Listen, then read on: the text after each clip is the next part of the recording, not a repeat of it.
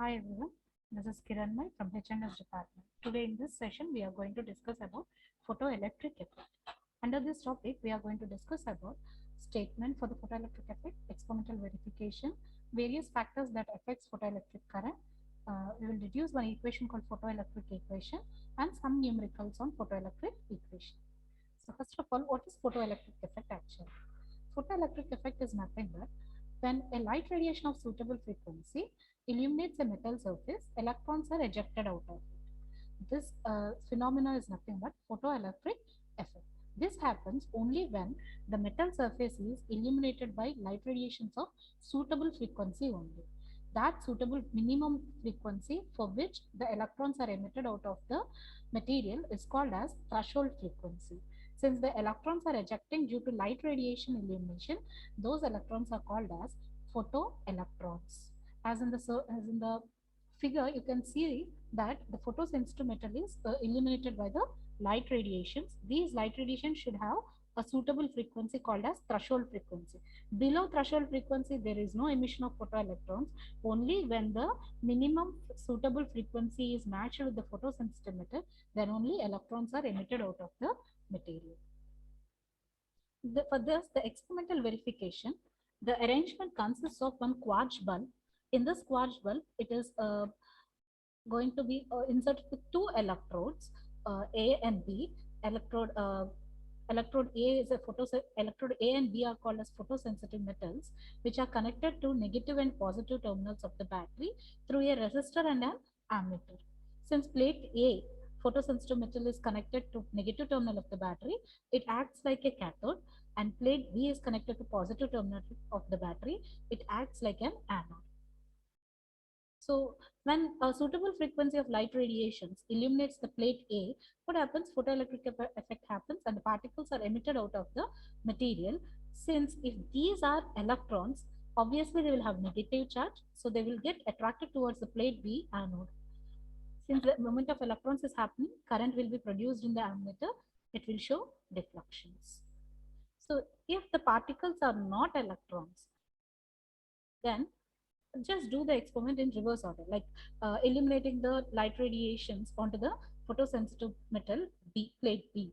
So what happens?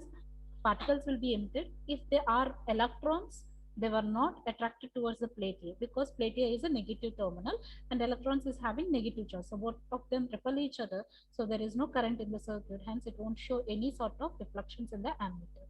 But in the first case, ammeter is showing the deflections, and in the second case, ammeter is not showing the deflections, which means that the emitted particles are electrons only. Okay, and the produced photoelectric current due to these photoelectrons is dependent on three factors. Those are intensity of incident light, frequency of incident light, and potential or voltage which is applied across the plates. These are the three factors which affects the photoelectric current. As I told you earlier itself, to get photoelectrons, to eject photoelectrons from a photosensitive metal surface, it should be illuminated with a frequency which is suitable, which is nothing but threshold frequency. Below that threshold frequency, there is no emission of electrons. Only above the threshold frequency, electrons are emitted out of. Then the minimum energy required to remove those electrons or required to escape that electron from the metal surface is called as work function, which is represented with a letter phi. Phi can be given as h into nu naught, where nu naught is the threshold frequency, minimum frequency to remove an electron from the metal surface, where phi is called as work function. So the factors which are affecting photoelectric effect, as I told you earlier itself, there are three factors. One is frequency of incident radiation, intensity of incident radiation, and also the voltage or potential which is applied across the plates. First, we are going to see the variation of photoelectric effect with respect to the frequency of incident radiation. As I told you, there should be a minimum or a suitable frequency to remove an electron from the metal surface. Below that, there is no emission of electrons. Only above threshold frequency, the emission of electrons can happen. So, as the frequency is increasing from 0 to that minimum value, there is no emission of electrons, hence the photoelectric current seems to be 0. Beyond threshold frequency, nu naught, slowly current starts increasing with respect to the increase in frequency of incident radiations. Okay. Then variation of photoelectric current with intensity of incident radiation. See, as you increase the intensity of incident radiation from I1 to I2, I2 to I3, obviously, as the intensity of radiation is increasing, emission of electrons also increases. So photoelectric current also increases. But for a given material, if the material is constant, threshold frequency will be same for all the different intensities which falls on the metal surface. Threshold frequency is the property of the material given. If the material changes, then only threshold frequency value changes. Otherwise, if the material is constant, threshold frequency won't be changed. It will be a constant value. So that's why from the graph you can see that even the intensities are increasing. Photoelectric current increases only from the threshold frequency, not beyond or above the threshold frequency. The last variation of photoelectric current with respect to the applied potential, that is, as you keep the intensity and frequency of incident radiation as constant with some value, if you increase the potential across the plates, obviously the photoelectric current also increases and becomes steady at some point. And if you can observe from the graph, even at the zero potential, there is some current which is produced in the circuit, which is due to incident radiation is having certain constant intensity and constant frequency. Due to that values, there will be some current which is present at the zero potential, zero input potential also. Now, if you want to make this current to be zero, just increase the potential in reverse direction. That is, apply a negative potential to the circuit. What happens? The current slowly decreases from its value and becomes zero at certain point called as stopping potential.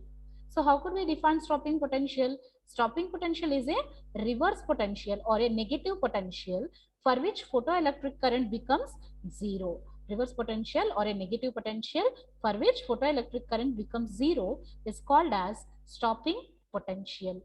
And for a given material, stopping potential won't be changed. Now, photoelectric equation. As I told you earlier, the input and incident radiations will have certain energy. Let it be h nu. Now, this energy is utilized in two ways. One, to remove an electron from its metal surface. Another part will be utilized for the movement of those electrons. That is, a part of incident energy is utilized to remove electron from the material, and remaining energy is appeared as kinetic energy of the electron. Since h nu is the incident energy and h nu naught is the work function which is utilized to remove the electron from the metal surface, so remaining energy will be equal to h nu minus h nu naught, total energy minus utilized energy. So h nu minus h nu naught is nothing but which is utilized in the way of kinetic energy for the electron. So kinetic energy is nothing but half mv square. So h nu minus h nu naught is equal to half mv square. This equation is called as Einstein photoelectric equation, where h nu naught is called as work function, the minimum energy required to remove an electron from the metal surface. This h nu minus h nu naught by half mv square is called as photoelectric equation. Let us see one problem which is dependent on this photoelectric equation. In this question, they had asked you to measure photoelectric work function for platinum in joules, as they had given the threshold wavelength value as 3500 angstroms. See, they had given the threshold wavelength lambda naught. So you can convert this Armstrong value into meters by taking 1 Armstrong is equal to 10 power minus 10 meters. So 3500 into 10 power minus 10 meters is the threshold wavelength what they had given in the question. C. C is the velocity of light whose value is constant, 3 into 10 power 8 meters per second, and h is Planck's constant. It's also a constant value, 6.6 into 10 power minus 34 joule second. So work function, what is the formula for work function? Phi is equal to h nu naught, where nu is the frequency. You can convert frequency into wavelength, where nu is equal to c by lambda. Nu naught is equal to c by lambda naught. So hc by lambda naught. All these values are given in the question. So you can substitute them, you'll get the answer. Let us see one more numerical on the same photoelectric equation. And this, they had given In an experiment, tungsten cathode, which has threshold wavelength of 2300 angstroms, is irradiated by an ultraviolet wavelength of 1800 angstroms. Calculate the maximum energy of emitted photoelectrons and work function of tungsten. They need the answer in electron volts. So for that, as we know that Planck's constant is a constant value of 6.6 in 10 power minus 34, and velocity of light c is 3 into 10 power 8 meters per second. And this is the conversion of electron volts into joules. That is, 1 electron volt is equal to 1.6 into 10 power minus 19 joules. These are the values which I had given earlier itself. So we have to calculate the maximum energy required to remove the photoelectron. That is nothing but kinetic energy, that is h into nu minus nu naught. They had given lambda naught and lambda, that is threshold wavelength and threshold frequencies. Sorry, threshold wavelength and incident wavelength. So we have to convert these frequency terms into wavelength terms. That we can do, like in place of nu, you can replace it with c by lambda. In place of nu naught, c by lambda naught. All these values they had already given.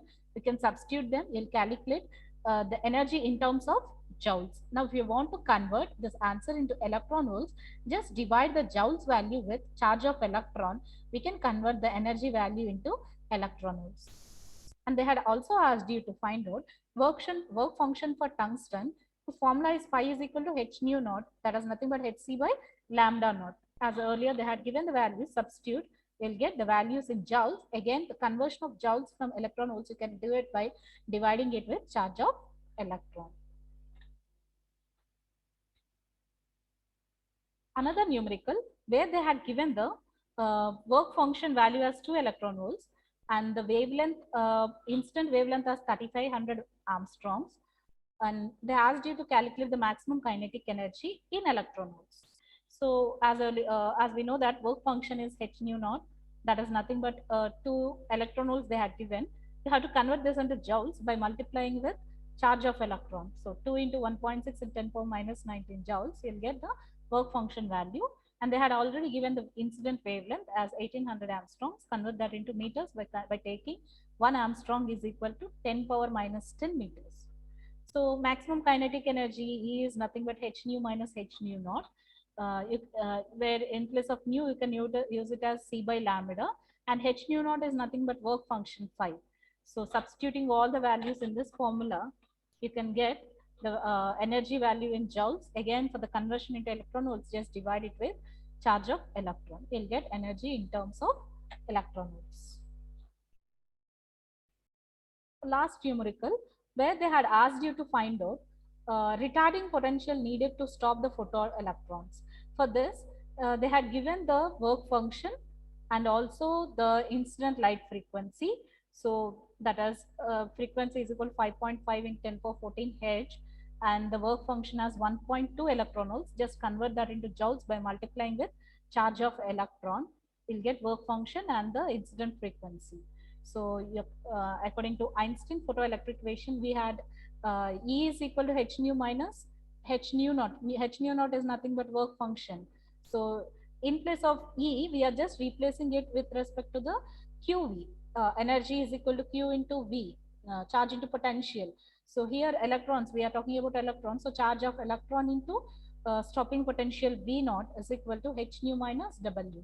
So substituting the values, you'll get retarding potential or stopping potential in terms of joules. Just divide it with charge of electron, you can convert the value into electron volts. So this is all about photoelectric